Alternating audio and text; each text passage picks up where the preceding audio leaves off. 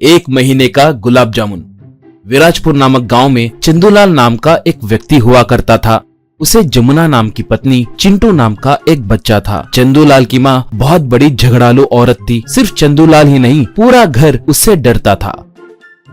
बहू जमुना को वो हरदम कोसते हुए सताती रहती थी।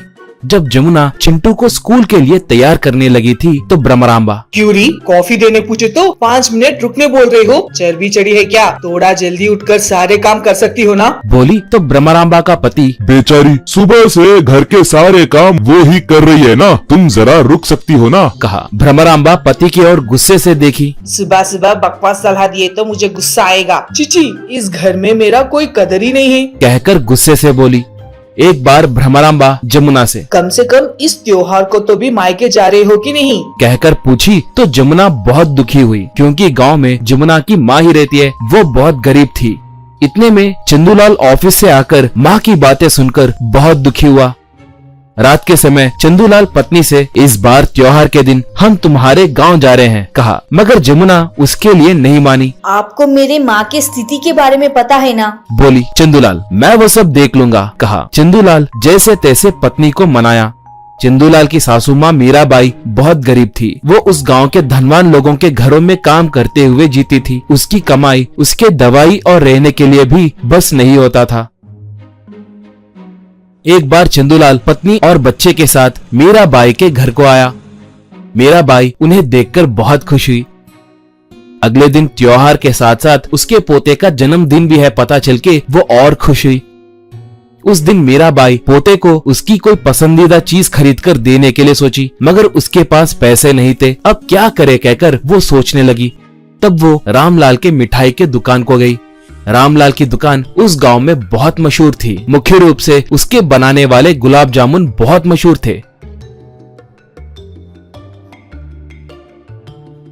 गांव वाले सब रामलाल के मिठाइयों के बारे में ही बात करते थे। मगर रामलाल का एक नियम था, किसी को भी वो उधार में मिठाई नहीं देता था। मिठाई के दुकान को आई मीराबाई रामलाल से उसके पोते का जन्मदिन है कहकर थोड़े गुलाब जामुन खरीदना चाहती है, मगर उसके पास पैसे नहीं है। मिठाई उधार दिए तो 1 महीने के बाद पैसे दूंगी कहकर रामलाल से पूछी। मीराबाई को देखकर रामलाल पहले शक किया, मगर उसके बातों में ईमानदारी को देखकर उसने अपना मन बदल लिया। ठीक है, 1 महीने के बाद पैसे दोगे कहकर भरोसा करके तुम्हें मिठाई दे रहा हूँ, कहकर उसे गुलाब जामुन दिया। उन्हें लेकर मीराबाई खुशी से घर को आई। अपने पोते का जन्मदिन मनाई। तब उसके पोते के चेहरे पे खिले खुशी को देखकर उसने कोई गलत नहीं किया है कहकर सोचने लगी। उसके बाद वहां पर आए बच्चों को वो गुलाब जामुन बांटी। उनके जाने के बाद मीराबाई और ज्यादा काम करके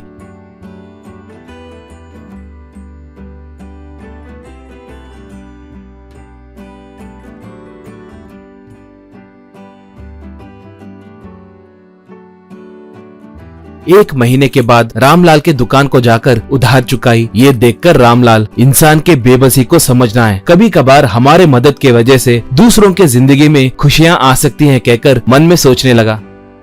तब से वो उसके दुकान को आने वाले गरीब लोगों की मदद करना है कहकर सोचा।